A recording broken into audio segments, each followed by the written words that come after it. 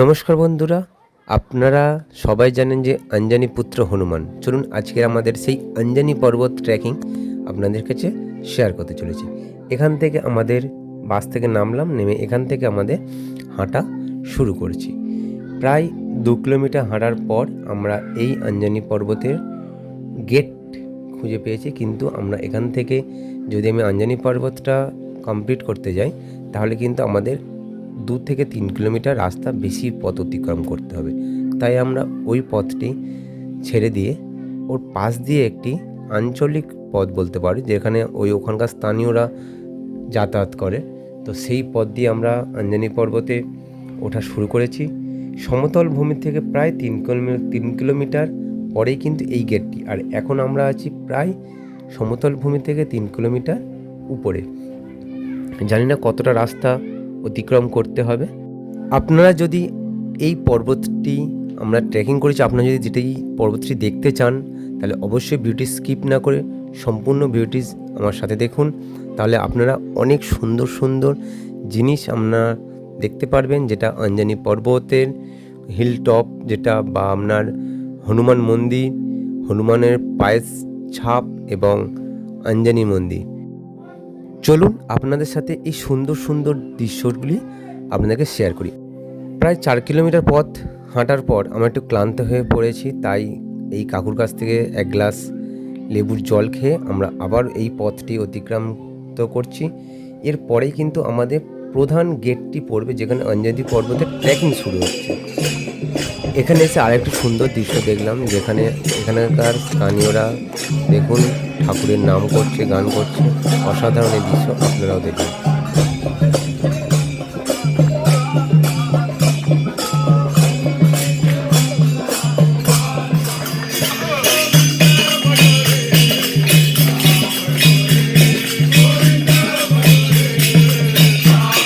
সমতল ভূমি থেকে প্রায় 4.5 কিলোমিটার পরই এখান থেকে কিন্তু শুরু হচ্ছে অঞ্জনী পর্বতের ট্রেকিং। এখানে দেখুন এই ধাপগুলি থেকেই শুরু হচ্ছে আমাদের ট্রেকিং। এই মুহূর্তে আমরা আছি প্রায় 5-6 কিলোমিটার উপরে। প্রচণ্ড গরমের তাপ এবং প্রচণ্ড কষ্টের মাধ্যমে আমরা এগিয়ে চলেছি। সত্যি ভীষণ, যতটা আনন্দ পাচ্ছি ঠিক ততটাই কষ্ট হচ্ছে। এই অপরূপ দৃশ্য দেখে আমরা ভীষণ আপ্লুত হচ্ছি, অসাধারণ লাগছে এই দৃশ্য। ঠিক তেমনই দেখুন এই রাস্তাগুলি, এই পর্বতে ওঠার উপরের জন্য যে রাস্তাগুলি কতটি ভয়ানক, সেইভাবে আমাদের খুব সাবধানে আমাদের এই পথ চলতে হচ্ছে। এবং এই যখন এই পথ চলার পর আমরা বেশ কিছুটা উঁচুই উঠছি, এই যে অপরূপ প্রকৃতির দৃশ্য, সত্যি মানে ভাষায় প্রকাশ করা যাবে না, যা দেখে আপনার কোনো কষ্টই হবে না, আর সব কষ্ট যেন নিমিষে হারিয়ে যাচ্ছে। চলুন আমাদের সাথে থাকুন, আরও সুন্দর সুন্দর দৃশ্য আপনাদেরকে উপহার দিতে চলেছি। এই যে রাস্তাটা দেখুন কতটা ভয়ানক, এবং এর পাশ থেকে ছোটো ছোটো সিঁড়ি আছে, সেই সিঁড়ি দিয়ে আমরা এগিয়ে যাচ্ছি।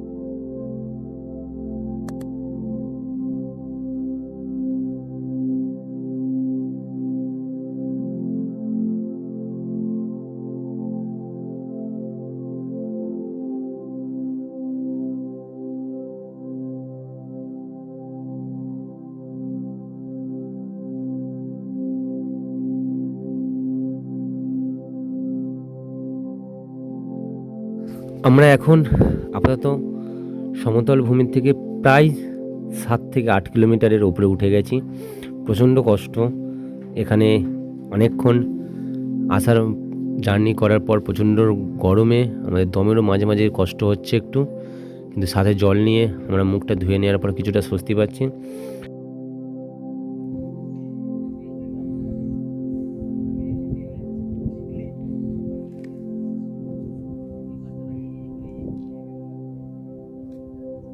দাঁড়িয়ে গেছে এই যে দেখুন, এখানে সামনে নদীর মতো দেখতে পাচ্ছেন, এটা সারা বর্ষার জল এই পর্বত থেকে ধুয়ে গিয়ে এখানে জমা হয় এবং এই যে বাঁধ দেখছেন, বাঁধ দিয়ে এই জলটাকে স্টোর করে নেয় এরা, এবং স্টোর করার পর সারা বছর এই জল ওরা পিউরিফাই করে মহারাষ্ট্রের এই এলাকার লোকেরা খেয়ে থাকেন।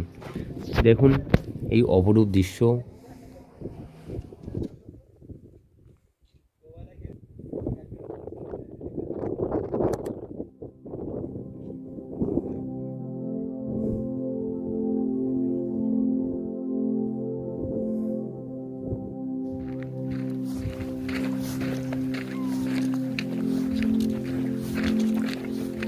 সামনে যে পর্বতের চূড়াগুলি দেখতে পাচ্ছেন, সামনের চূড়াটাই পার করে পরের যে চূড়াটি দেখছেন ওই চূড়াতে আমরা গিয়ে পৌঁছাবো। ওখানেই হচ্ছে হনুমানজির মন্দিরটি দেখতে পাবো। চলুন আমার সাথে থাকুন, অবশ্যই এই মন্দিরের দর্শন আপনাদেরকে করাবো।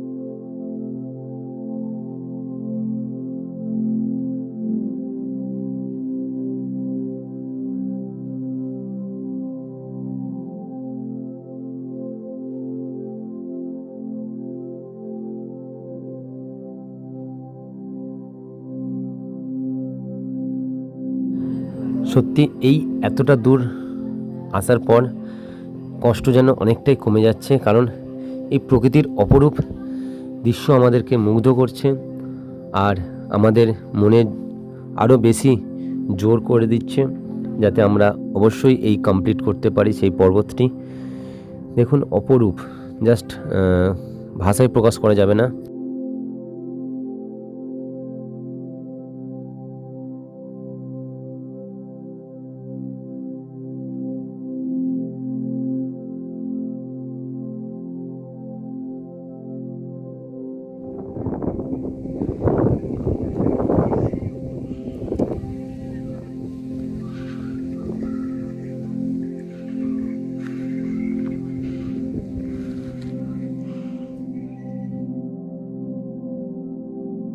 এখন আমরা এসে গেছি এই মন্দির, যেটি হচ্ছে অঞ্জনী মন্দির নামে পরিচিত। যেটা এই দেখুন, এটা অঞ্জনী মন্দির, এটি হচ্ছে হনুমানজির মায়ের মন্দির। আর এখানে অনেকটা বিশ্রাম নিয়ে নিলাম। এখান থেকে আর মাত্র 2 কিলোমিটার আমাদের হনুমানজির মন্দির, 2 থেকে 3 কিলোমিটার। চলুন, এই দেখুন সেই অঞ্জনী মন্দির। আমরা অনেকটা পথ এগিয়ে আসলাম।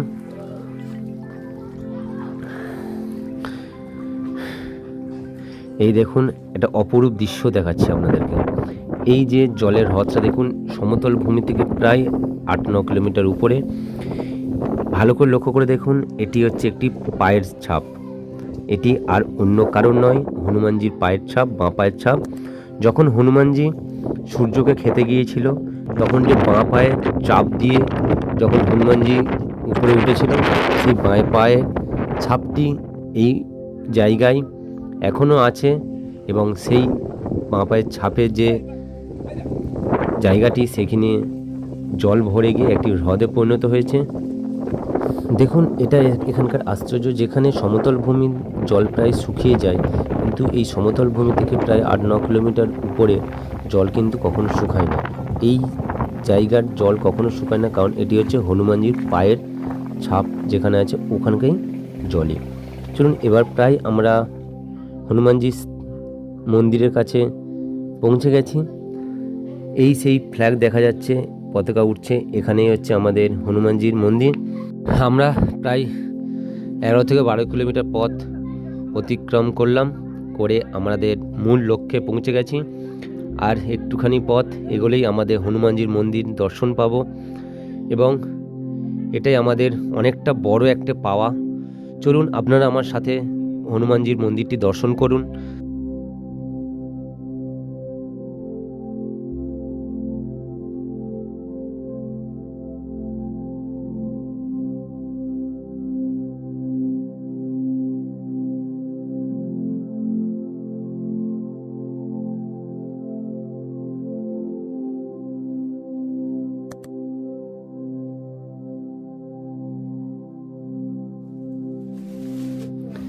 এই মন্দির হচ্ছে হনুমানজির। এই দেখুন, এই মন্দিরেরটি হচ্ছে হনুমানজির গর্ভগৃহ। এখানে সামনে এই যে ব্যারিকেডটা দেখছেন, এখানে হোম যজ্ঞ হয়। এই হচ্ছে গর্ভগৃহ। এখানে হনুমানজির পুজো হিসাবে ভাত এবং বিভিন্ন রকম প্রসাদ দেওয়া হয়। এখানে আমরা পুজো করলাম এবং হনুমান চালিসা পাঠ করলাম। করার পরে এই সামনে দেখুন, এখানে হনুমান চালিসাও লেখা আছে। এখান থেকে এবার আমরা দেখুন ফেরার পথে আমাদের হাতে একটি হনুমানের ফ্ল্যাগ নিয়ে আমরা বেরিয়ে পড়লাম হনুমান মন্দির দর্শন করার পর। জানি না কতক্ষণ সময় লাগবে।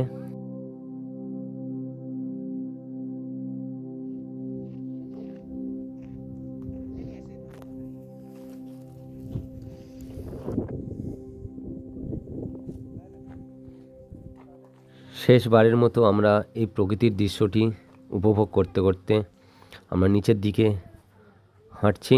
আর এই স্থানটি হচ্ছে অনেকে প্রচুর পরিমাণে ফটো তোলা হয়। আমরা বেশ কিছুক্ষণ ফটো তোলাই আমরা আবার আমাদের গন্তব্যস্থলে পৌঁছাচ্ছি। এবং দেখুন আসার পথে ওখানকার আদিবাসী বেশ কিছু ছেলেদের সাথে দেখা হয়েছে।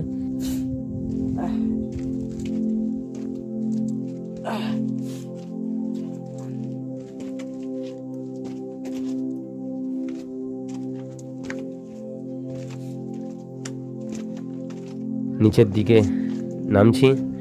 দু সাইডে পাহাড়ের চূড়া আর মাঝখান থেকে একটি পথ।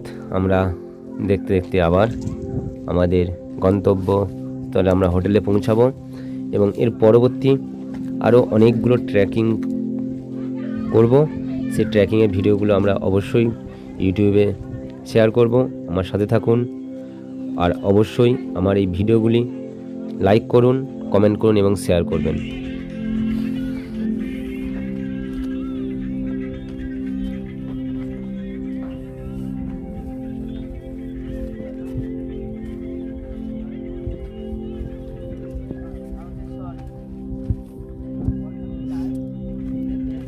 আপনারা যদি এই ট্রেকিং করতে চান তাহলে দেখবেন অনেকে এই স্থান থেকেও ট্রেকিং করে। তাহলে এই পর্যন্ত আপনাদের প্রাইভেট একটা গাড়ি ভাড়া করে আসতে হবে, সেটা অনেকটা কস্টলি পড়ে।